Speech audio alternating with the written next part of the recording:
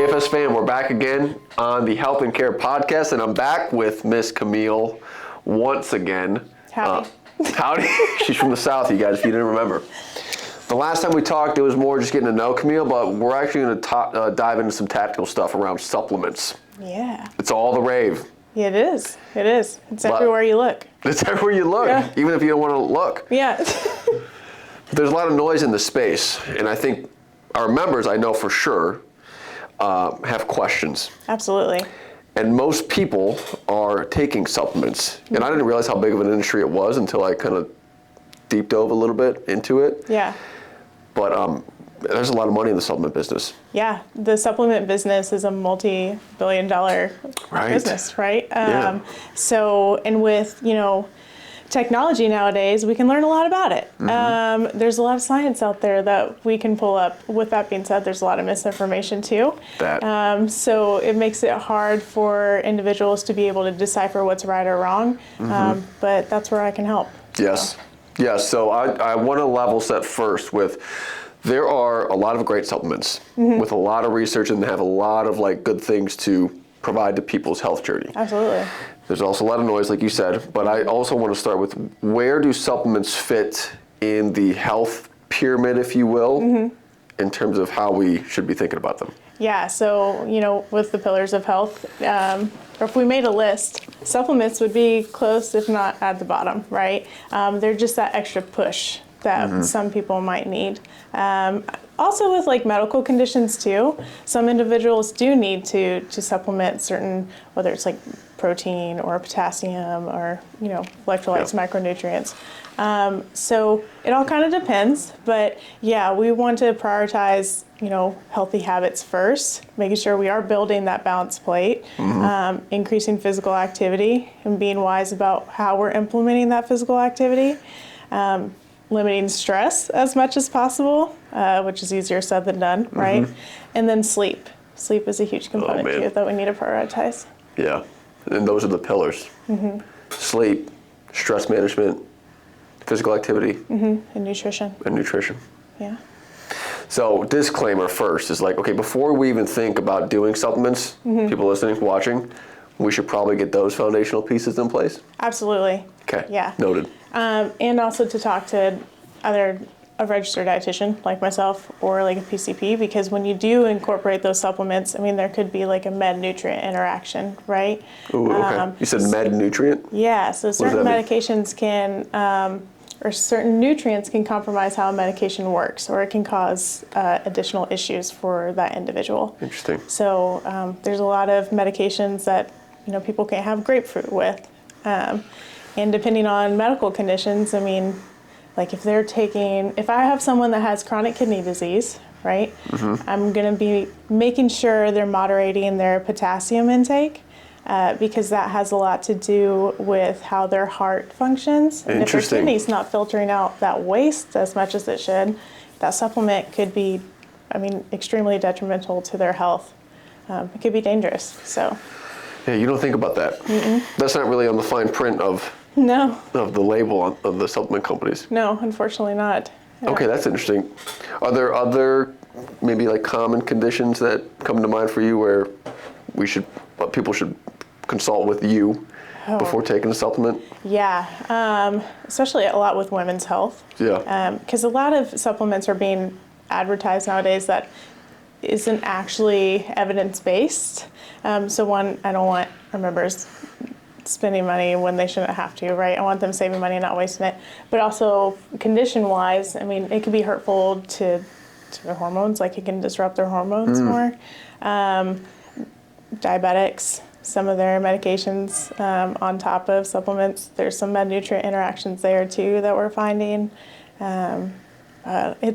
It's a lot. I could make a whole list. No, this is why we're having the conversation. A lot of times, at least I know early in my health journey, supplements, I had nobody to talk to about the med nutrient indications there. Yeah. You can just buy them off the shelf. Yeah.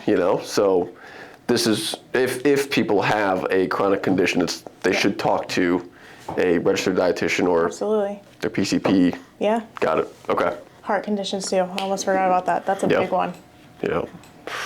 Okay. Now, not to put doom and gloom on supplements, but they do serve a purpose. They absolutely do, yeah. Right? So you said, hey, once you get the pillars in place, these are great to have that extra oomph. Yeah. What's the oomph? Yeah, so like for example, today I was speaking to one of our members about her protein intake, and it just wasn't where it was supposed to be. And you know, we keep trying to incorporate it in her foods, but even having those high protein foods and having more snacks with it just wasn't hitting the mark that she needs to properly recover and build the muscle mass she's trying to get, right?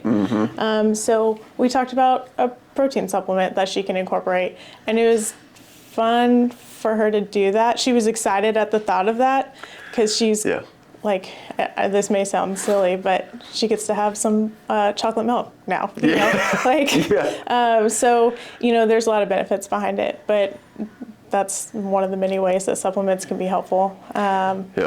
As well as like some extra creatine. I mean, most of the time you'll get that from majority of your proteins, but you know, if we have someone who is vegetarian or vegan, they may not be able to get that as much. So we incorporate that then. Maybe we should talk about like the good supplements, like in your practice, in your experience, because there's a lot of them out there. Yeah. And there's a lot of companies that manufacture them a lot of different ways, but we'll talk about that in a second. What are like these supplements, if somebody's looking to optimize health and function and they want to, you know, they want to live to 100 and climb the stairs and all that, what are Camille's like top supplements we should look into? Vitamin D is a big one. Vitamin D? Yeah. Well, especially here in Michigan. Yeah. Okay.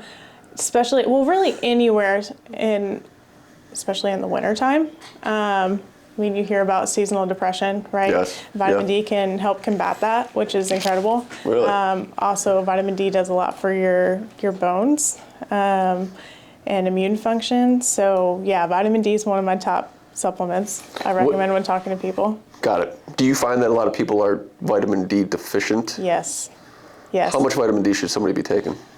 It depends on what their labs look like. Okay. So I guess I should preference this for all of you listening. Sure. A lot of my answers may be, it depends. They're used to that with us. Yeah, so, well, that's good. Then you guys already know. Yeah. But a lot of the different medical conditions have a role, or the vitamin D plays a role in different medical conditions, so some may need more than others, so it's hard to give that blanketed statement of how much they should have. But you know, if someone has lab work and they bring it in and I see how deficient they are, we go by evidence-based dosages for them and get what they need.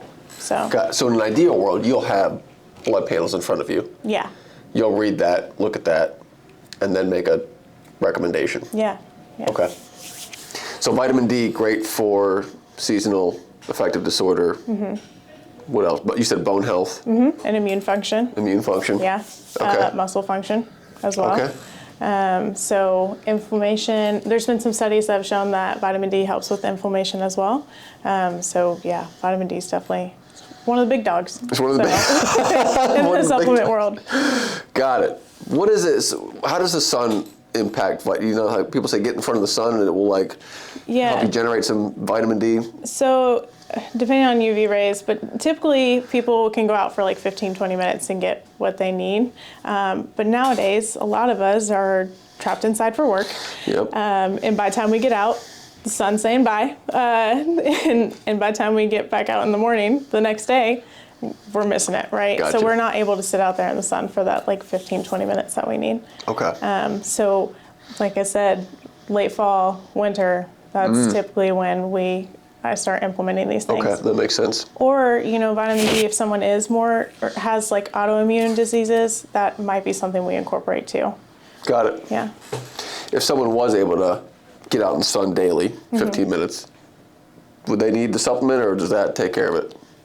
Usually it's good enough, but typically, depending on diet too, I mean, I've seen more and more that need it, so. Depends. Yeah.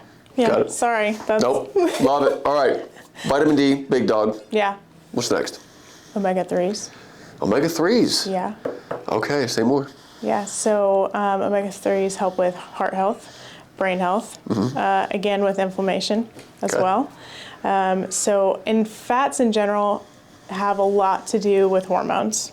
And these are the more nutrient dense fats. So it's really good for us to incorporate those. And, you know, I can give a list all day of those omega-3 sources. Yeah. But a lot of times people don't love the foods they come from, I mean, especially like the seafood and stuff, right? So, and if there's someone that's very active, they might just need a little extra, right? The extra oomph we talked about. Yeah. So that's when we'll start incorporating some of those. Okay. So mainly from seafood. Yeah, different nuts too. Okay, yeah. Yeah. There's a lot of different sources, but most people are allergic to typically to. Yeah. So that doesn't really help. Sense. Okay. But yeah, so omega-3 is another one that I typically talk about. Got it. Yeah. And if someone is omega-3 deficient, what kind of like signs, symptoms jump out? So that's where the blood work comes in hand. Kind of looking at ADL and LDL fats, LDL fats. Got it. And seeing what their diet consists of as well on top of that. Okay. Omega-3s, again, we were talking about heart health. So if someone's having some medical conditions surrounded around that, we can implement that there. But like symptoms, I mean, whether it's like lack of recovery, sometimes I've seen that, or brain fog is another one. Well, that's kind of where we'll start talking about that. Okay. So if we're not getting it from our diet enough too. But I mean, people don't even have to have obvious symptoms for me to look at what they're eating and be like, hey, we're lacking in this area. Like it may not be a profound issue now, but later on it could be. So the blood work comes in. Yeah. And dosage, I would imagine, depends. It's depending on, yeah. Got it. Okay. Yeah, there's like a sliding scale for the dosage of all these different things, depending on what the blood work looks like. Now we have like recommended daily allowances for all these things, right? But again, it's so individualized, it's hard to give a blanketed statement. Gotcha. That RDI is kind of like a general, like blanket statement, but some people may need closer to that or more. Yeah. Got it. Okay. Yeah. Yeah, this is why you exist. All right, so vitamin D, omega-3s. Protein is huge. I talk about that all the time. Supplement. That honestly, I probably talk about that one the most. Just again, protein is so much harder to get into your diet than you think. Not to get into your diet, I'm sorry. To get as much as you need into your diet, right? I feel like 90% of the consults I have, I'm talking to someone and they're like, oh, I eat a ton of protein. And then I calculate it out and I'm like, hey, maybe we can tweak this or that, you know? But again, sometimes it's convenience, needing something quick protein-wise. Or, you know, after their workouts, they need that protein within like, I mean, we like to have it in like an hour, right? But if they have to drive home and start cooking, it might be 2 or 3 hours before they can have their meal. Right. So having that little bit of protein there is really beneficial. Yeah. I find, or let me ask you, do you find when people say I eat a ton of protein, I feel like peanut butter gets lumped as a protein source, beans gets lumped as a protein source. Yeah. Like kind of like, they have protein in them, but to get the amount of protein you need, like you're gonna have to eat a lot of peanut butter. Yeah, and peanut butter is very calorically dense, right? Right. Peanut butter is more of a fat source, which is fine, but again, it's not a great source of protein. I'll tell our members that maybe at a snack that can count as your protein source, but at meals it's not giving them what they need. Yeah. I also find, you know, it's you gotta like prep your protein. Like it's hard to like grab it, like carbs and fats, you can kind of like grab them and go. Yeah. Like you can't really grab meat to go. Yeah, it's a little harder. Right? Yeah. I mean, we, like at home, just something we do, we'll like shred chicken ahead of time and put it in like a little bento box and make like adult Lunchables. I'll have some crackers in there, some cheese, right? Oh, nice. So you can make it and grab it and go. But like you were saying, if you're like out and about, you're like, oh God, I don't have protein, then that's where like the protein supplements will come into play. So whether it's like a bar or a shake, and typically people are more up to having the shake because it's just that convenient, and it is kind of like a treat in a sense. Right. So I mean that's a win-win. Yes. Right. What about types of protein? Like there's whey, there's pea, there's collagen, there's all kinds. Yeah. So out of those three, whey is first on my list. Pea is second. Collagen doesn't give the amount of protein people thinks it does. It doesn't give all the nutrients, amino acids that you need out of it. So I would stick more to like the pea or whey protein. Whey protein is top dog. Top dog. Yeah.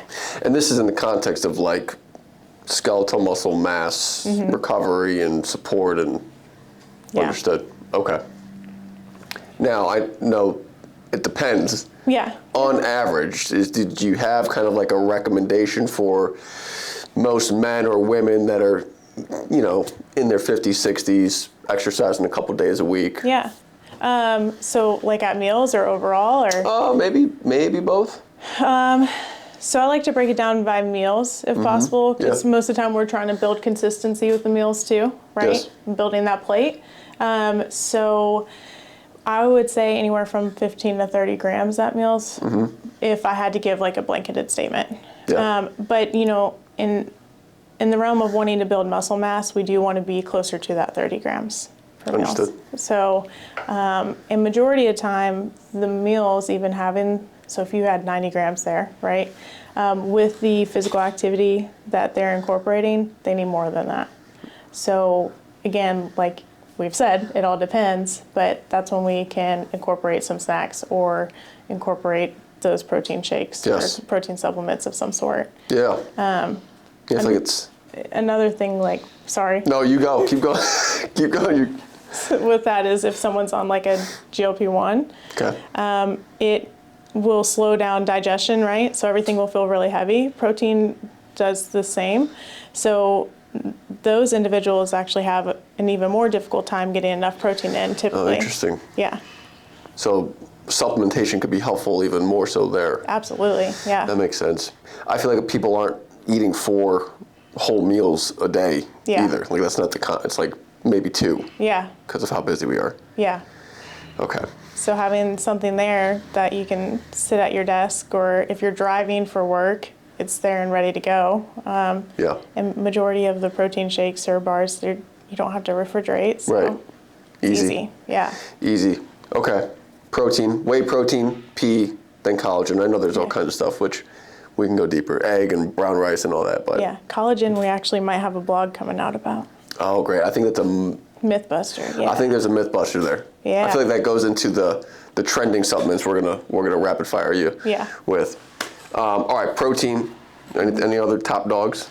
Some fiber supplements I've been talking about more often. Fiber is a lot harder to hit than people think. But so typically we want individuals to have 25 to 30 grams of fiber in a day. 25 mostly for women, 30 for men.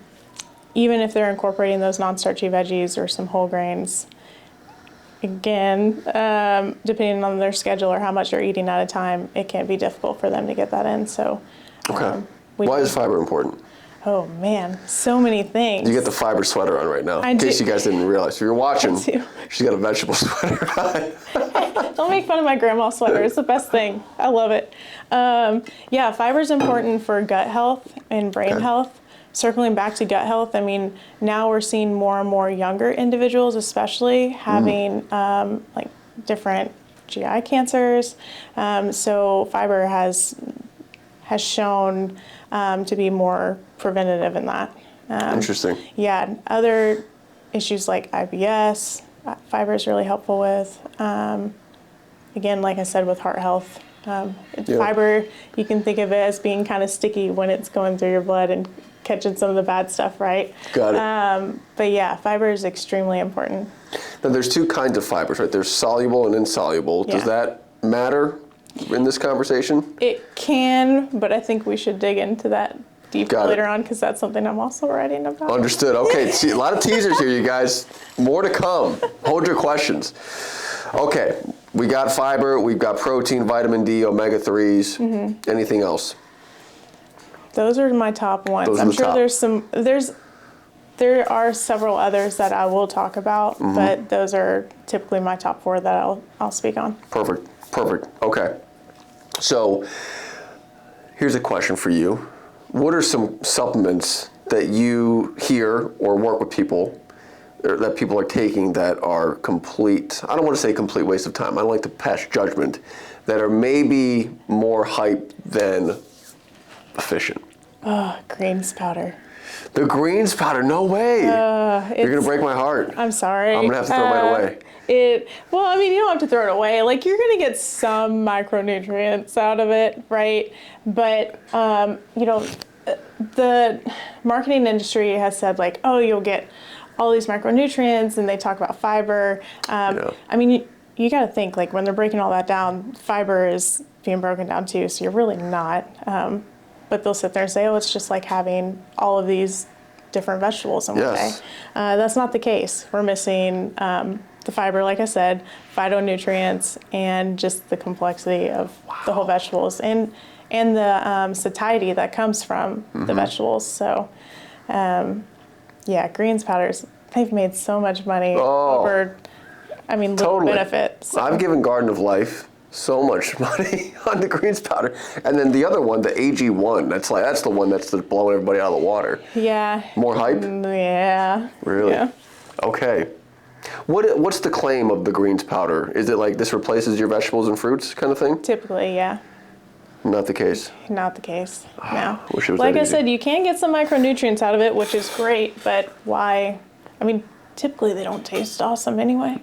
Would it be similar or comparable to like a multivitamin?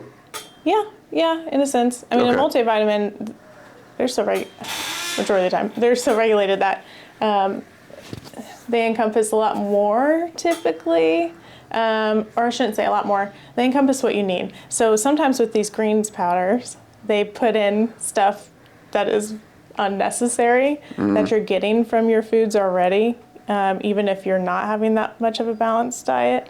So you pee it out, you tinkle it out. So it's kind of going to waste. Okay, noted. Really, yeah. So that's an overhyped one. What else shows up that people should think twice about? Collagen, I know we touched base on that. Okay. Again, I'm writing a blog on it. But, collagen is marketed heavily for skin, hair, nails, joint health. And there has been some evidence behind that, but not enough for us to be like, yeah, this is definitely something we need to incorporate. And typically with collagen, you won't see any difference for anywhere from 8 to 12 weeks, and it typically is a small change. So there's just, as much as they've studied it, there's just not any like astounding evidence behind it to be like, yeah, no, we should do that. Yeah, I'm trying to think of the big collagen brand out there. That's like, it's like you take this powder and you're gonna look like Jennifer Aniston. Yeah. I wish that was the case. That'd be nice. But all right, so collagen, there's a lot. So more to come on that with your blog. Yeah. Not enough evidence yet. No, for the hype. not yet. It won't. It shouldn't hurt to take it, right? Yeah. But it's just not enough to like I said, for me to sit there and say you should do that. Because everything that I tell our members, I've said this in our first podcast. There's always any little tweaks I make. There's so much evidence behind it and science that goes behind it. I always want to make sure it's backed by that, Yeah, well, that's kind of the whole murkiness of the supplement industry. Absolutely. It's like, it's not going to hurt, but it might not do all that much for you. Yeah. And you're spending a lot of money on it. Yeah. Okay, what else is showing up as think twice? Oh, there's so many. So liver is actually can be a good supplement, but another one that can be like a med-nutrient interaction, or if you take too much of it, can be an issue, like a vitamin A toxicity issue. Okay. But a lot of people will kind of put different things into the liver supplements that aren't necessary and don't really do anything. I'm trying to think, like Primal Lab, they have a lot of different blends. Yeah. I think it's called Primal Lab, but they're just not. It's It's just a trend. Trend. Yeah, it's really not backed by science for a majority of those different blends. Got it. Okay. They're not tested neither. So like third-party tested, which is scary because you really don't know. And that's not the name of the brand, I don't believe, but those different blends not being tested or regulated in any sense can be scary because we don't know what's in that. Absolutely. So. And personal story, we actually experimented with crafting our own supplementation twice at AFS. One way back ago that was called Nutrient Solution. And it was like a carbohydrate amino acid mix. Oh, cool. Okay. And then post-COVID, we kind of brought Nutrient Solution back again in a branched chain amino acid type supplement. And it was like going through the process of finding the manufacturer and vetting the testing and getting it third-party testing. Yeah. Number one, it's wildly costly to get third-party testing. Yeah. Which now I understand why, when the difference between supplements that aren't third-party tested and the process that they ensue when they do become third-party tested. Yeah. One, it's rigorous, and two, the cost of that is significant. So actually, let's segue here. What is third-party tested supplements? What does that mean, and what are we risking if you're not taking third-party tested supplements? So there's different third parties that do the testing, like NSF is a huge one, USP. Those are the ones typically that are approved by the NCAA. I will say, I feel like this is a big sports town, right? Yeah, or a little bit. NCAA approves of it, it's good to go, typically. But we want our supplements to be third-party tested and have those regulations because, again, certain companies will put fillers in there, and it could be dangerous, or you're not getting what you think you're buying. Tell me, or repeat that question again because I'll go to the next part, but I want to make sure I heard what you said. If companies that don't do third-party testing, there's no governance over what's in it. No. So they can put a little bit of what they claim, and the rest they fill it up with who knows what. Yeah. And that could be deleterious to our health or just have no ergogenic aid to us. Yeah. Yeah. That's scary. It is. So third-party tested, what does that process look like, or at least at a high level? I mean, I would have to go. I couldn't sit here and tell you the whole process with that, honestly, like what they do for the third-party testing. It is very vigorous testing. You'll see several different, like the Cleveland Clinic or things of that nature will do some of the third-party testing, but typically it's NSF. I'd have to actually pull that up to tell you the exact. No, yeah. I know there's a problem, but the whole point of it is like they make regulate, inspect. Yeah. I mean, and look at the components of whatever that supplement is. Right. Is that more of what you're asking? Yeah, absolutely. Okay, yeah, sorry. Yeah, no, that makes sense. I was going into more specifics, like. Right. Yeah, sorry.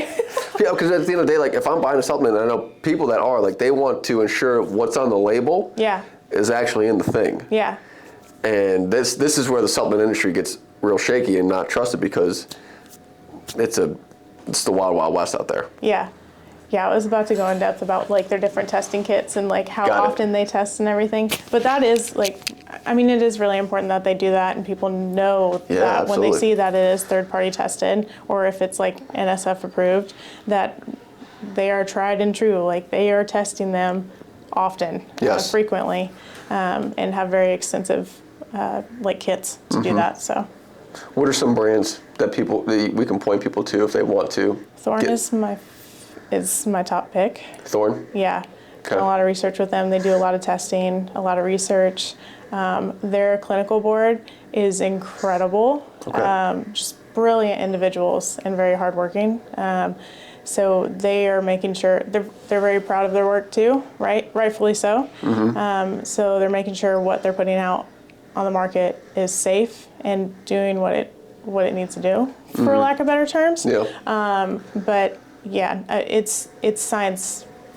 It's evidence based. Yeah. So there's a lot of science to their products. Okay. So just knowing that they do have that third party testing is huge for me. but also they go far and beyond that as well. Got it. We can link their site in the show notes for people to look at. Yeah. I can't have this conversation and not talk about creatine. Yeah. I feel like in I know women's health, period. Yeah. But just in the AFS 600 members here environment, like this conversation has gone through the roof the last couple months. Yeah. Creatine has always been this thing for like football players and bodybuilders, but now it's in women's health all over the place. Yeah. Can we talk about this? Yeah, I actually can't believe I forgot to bring that up. So something really interesting I'm looking into right now with creatine is it is helping women have better quality sleep. So it's best for them. Interesting. Right? Not, when you think of creatine, you think of just like a muscle mass building or, promoting muscle mass. But creatine has a lot more to it. So I also was kind of surprised to see that with the quality of sleep, but it's actually been really promising evidence that from this research they've been conducting with it. Yeah. So is there any, because the recommended dose was like the whole 5 grams per day. Is that the same recommendation with like the sleep improvements or other evidence you're seeing? It was about, I think for the sleep, I need to look back. I think it was close to like the 2.5, just because people are getting it from their foods as well. But I would have to double check and get back to you on that, honestly. But yeah, close to it. I mean, if you're getting your protein sources in throughout the day, you should be getting plenty of it. But, now we're finding there's more to creatine, like I said, with the quality of sleep. That's huge. That's extremely beneficial. And creatine is found in meats, primarily in our whole foods? Yes. Understood. Yeah. Okay. Are you hearing at all like women going through menopause or perimenopause supplementing with creatine? And is there any evidence base behind that? Yeah, so creatine is like the most widely researched supplement. So there has been some evidence behind it helping with women who are even like perimenopause, but postmenopausal too. Yeah. It does help support, I never want to say regulate, right? But it does support some hormones for them. Okay.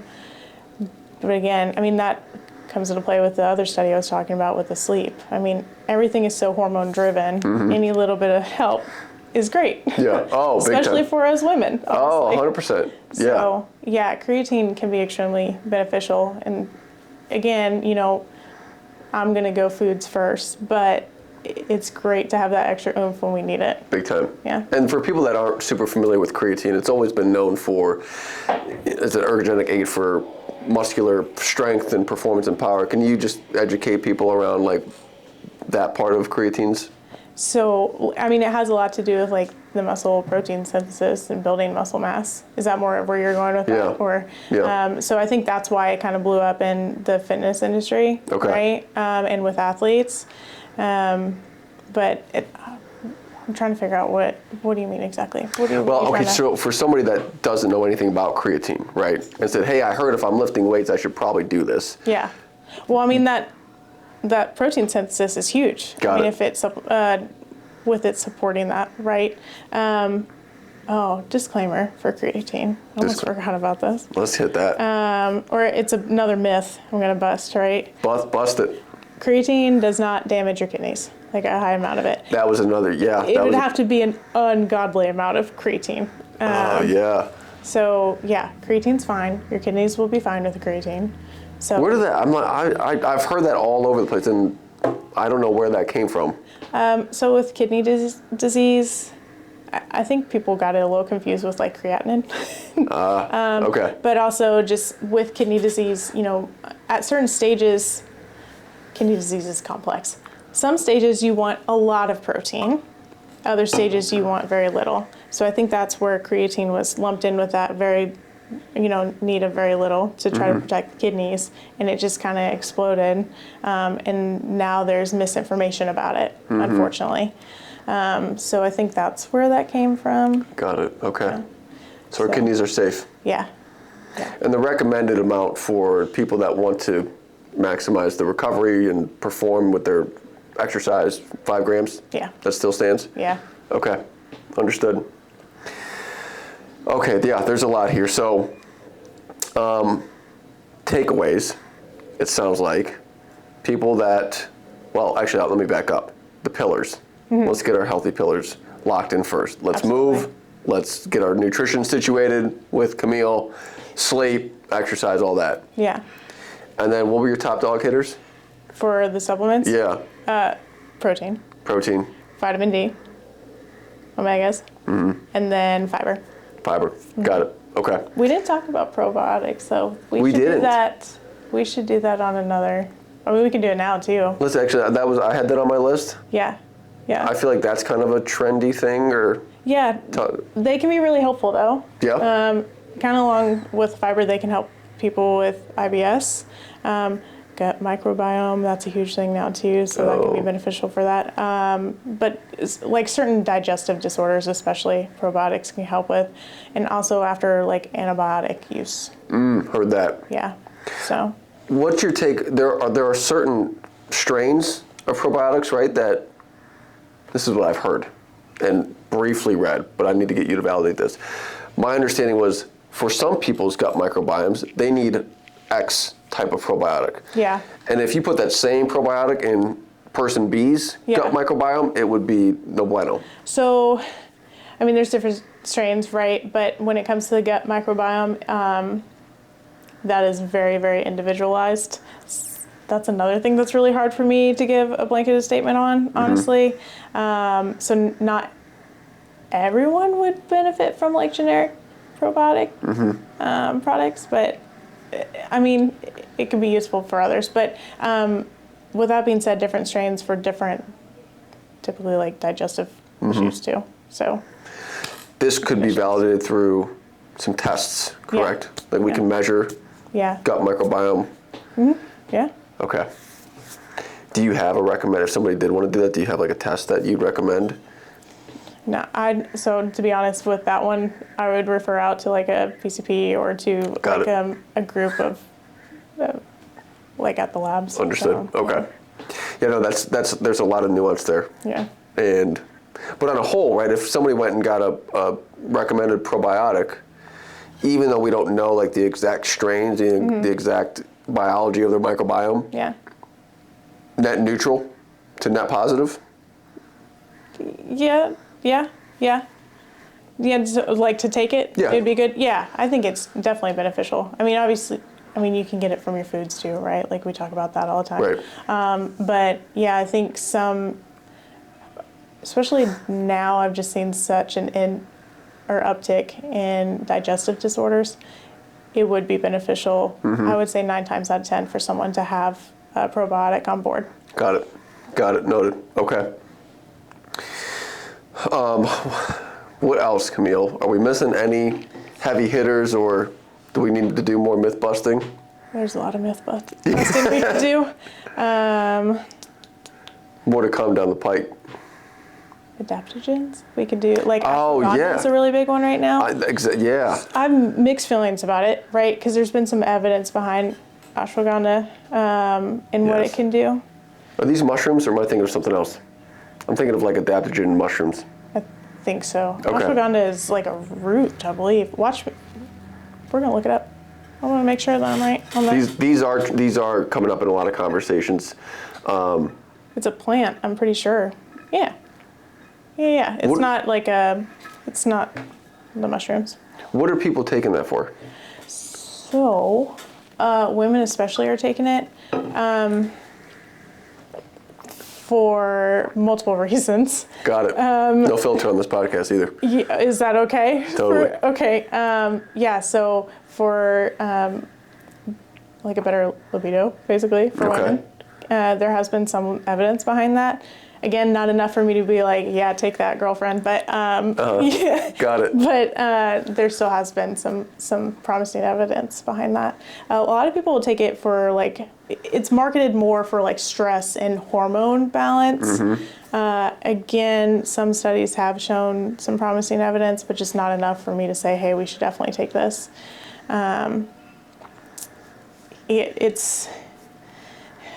It's one of those I'm kind of back and forth on. There's just not enough there for me to want to really promote it just yet. Right. More research needs to be done. Yeah. Okay. And that's ashwagandha. Adaptogens. Are they one and the same, or? Yeah. Got it, same family. Yeah, so typically with adaptogens, it's going to be, like if it's for the supplement industry, they're going to market it for the stress and hormones. Yeah. And we just haven't seen enough promising evidence to say, hey, this one is the best. I would say ashwagandha is one that I've seen the most support evidence-wise behind, but I just haven't seen, like I said, it's just not enough there for me to really push for it. Totally. I feel like there's going to be a lot of members that watch this that are going to bring up, well, what about X? What about lion's mane? And what about whatever it is? And maybe that can fuel more conversations. Another podcast or myth busting blogs from you. Yeah. But this was good. I feel like this helped at least give people a little bit more clarity around where to start with their supplementation journey. Yeah. And at the end of the day, if anybody has questions, like, they need to consult an RD. Absolutely. There's so much to it. There's so much science behind it. So, and like I said, even like you didn't even think about it, the med-nutrient interaction. No. Or just nutrient interactions with other things. So I would highly recommend to get a second take on that. Certainly. For me. Now I got to get rid of all my greens. Anyone else? No. No, we didn't talk about electrolyte supplements neither. That's a big one. That's right. We'll have to add that to the next one. The next one. More to come. More to come. Camille, thank you. Yes. Blogs on collagen and what's the other one? There are a lot. Collagen, some more protein supplement ones, and then electrolytes might be coming soon because I've had a lot of people ask me about that. Interesting. That might be a good one. Yeah. More content from Camille coming. Thank you for sharing wisdom. Guys, if you have questions, please comment, email. You know where to find us. Yeah. And that's our show for today. Thank you so much for sticking around, watching, learning. If you extracted some value, please share this with your friends and family. You can also click the subscribe link. I believe if you're on the Spotifys and Apples and you're listening to this, there's a subscribe link at the bottom of the episode. If you're watching on YouTube, bottom right of this video, you can click subscribe to stay up to date on the latest episodes. Thank you again for joining us on this episode. And with that being said, be well, stay connected, and take care of your health.